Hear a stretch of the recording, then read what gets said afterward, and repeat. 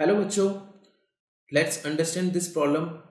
The question says a proton is moving along z-axis in a magnetic field.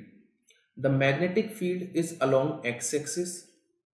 The proton will experience a force along. तो यहाँ पर हमें proton पर लगने वाले फोर्स की डायरेक्शन यहाँ पर हमको बतानी है.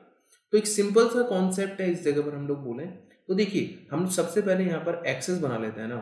ये होगी एक्स एक्सिस और ये होगी मेरे पास में Y axis and this one is Z axis.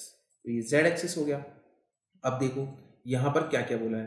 Proton is moving along Z axis. तो यहाँ पर हम बोले इस तरफ जो प्रोटोन है, ये मान लो प्रोटोन है और ये प्रोटोन इस तरफ मूव कर रहा है, मतलब ये वेलोसिटी वेक्टर हो गया यहाँ पर, ये इसका वेलोसिटी वेक्टर हो गया. और मैग्नेटिक फील्ड जो है वो किस तरफ एक्ट कर रहा है, ये एक्ट कर रहा है हमारे पास में एक्स डायरेक्शन के अलोंग. तो proton will experience a force. तो हम लोग यहाँ पर लिख सकते हैं प्रोटोन के लिए F इक्वल टू क्या होता है, Q V vector cross B vector. तो V क्रॉस B की बात करें तो V क्रॉस B अगर देखेंगे that will be along Y axis, that will be along Y axis. तो इट मीन्स अगर हम लोग यहाँ पर देखें इस जगह पर फोर्स वेक्टर की बात कर रहे हैं हम लोग, F equal to Q V vector cross B vector.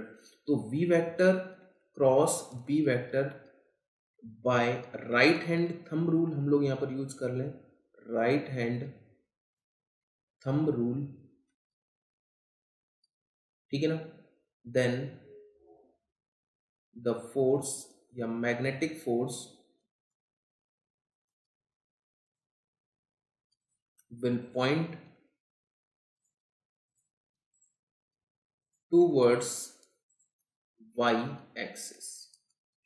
तो यहां पर वाई एक्सिस के अलोंग पॉइंट करेगा. तो ऑप्शन हो जाएगा मेरे पास में second option, that is Y axis. Okay, तो आई होप आपको ये क्वेश्चन समझ में आया होगा. Thank you.